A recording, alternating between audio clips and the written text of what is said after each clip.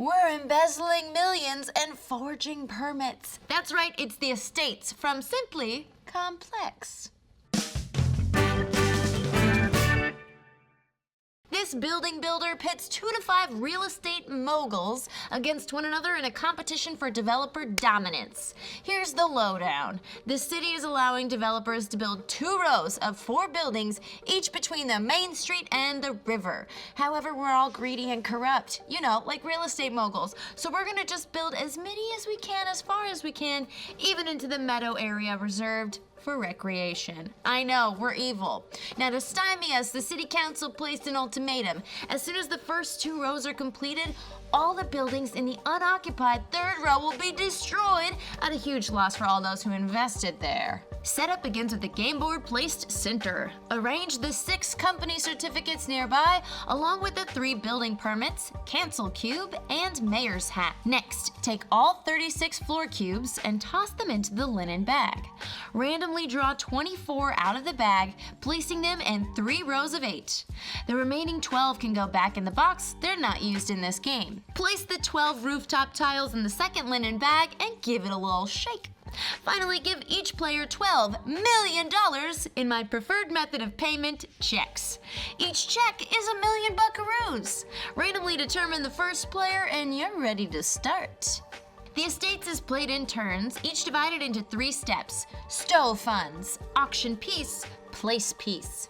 In the stow funds step, the active player may choose to stow away $1 million of their checks into a personal supply of illegal earnings for in-game scoring. This cash stash isn't usable during the remainder of the game and can never be inspected by other players. In the end game, each check in the stash is worth 1 point, but checks in your general pool will be worth no points. Next, in the auction piece step, the active player chooses 1 piece from the available game pieces to put up for auction. These pieces include the mayor, the 3 building permits, and the cancel cube. Any one of the 24 cubes, but only if they are on either end of the 3 rows, or a rooftop piece from the bag. I'll explain what each of these do in the next step. Once the piece has been selected by the active player, the auction begins. Starting with the player to the left and proceeding clockwise, each player bids for the chosen piece or passes. The first player may bid any amount, and the subsequent players must either place a higher bid or pass. Each player may only bid once and cannot use any of their stowed away illegal earnings. After each player, except the auctioneer, has either bid or passed, the active player now has 2 choices. They can either give the chosen piece to the highest bidder and take the money from them, or they can keep the chosen piece and pay the highest bid amount to that highest bidder.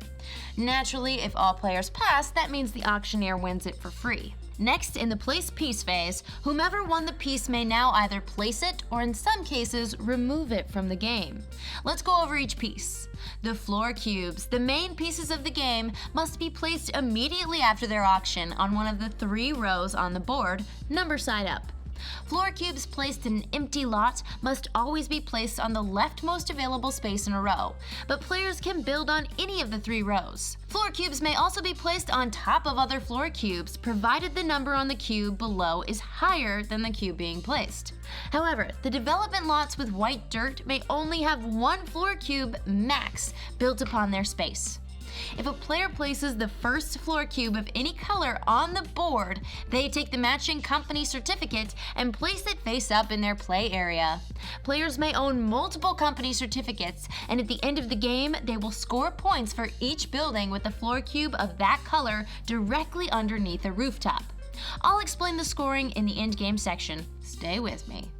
The rooftops. These can only be selected for auction if there is at least 1 building without a rooftop on the board. Pull it from the bag and reveal the number before the auction begins. Once the rooftop is won, place it on a building cube of any value or height to complete that building, ending all further construction on it. The rooftop value will also be worth points in the endgame. The permits. These can either be used immediately upon winning them at auction or at the winner's choosing be removed from the game. If used, they apply their barrier value, either 1, 2, or 3, to either increase or decrease the development limit on a row.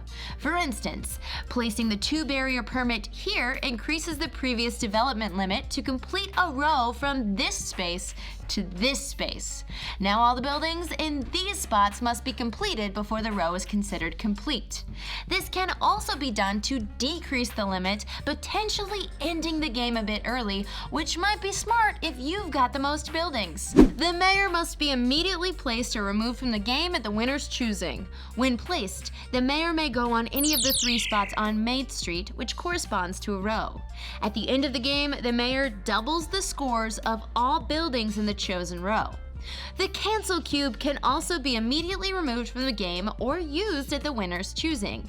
The cancel cube discards any one previously placed building permit, returning the development requirement back to its original limit. Turns continue around the table until one of 2 endgame triggers occur. Either it's impossible to complete more buildings because there are no rooftops or floor cubes available, or 2 rows of buildings are completed, filling the designated length, and all buildings in that row have a rooftop.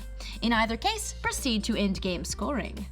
All buildings in completed rows score positive points, but all buildings in the incomplete rows score negative points. Remember, a player only scores points from buildings that have a topmost floor cube matching one of their company certificates. Each floor cube in that building, along with the rooftop, score points equal to their printed value for the player who owns the certificate. Additionally, the row with the mayor scores double value, even in the case of negative points. Finally, each player scores 1 point for each check in their personal stash of illegal earnings. The player with the highest score wins. And that's Estates. I'm Becca Scott, and I built without a permit. It's totally fine. You can watch me and my friends play this game and other awesome games on Game the Game right here on Geek and Sundry. We will see you there.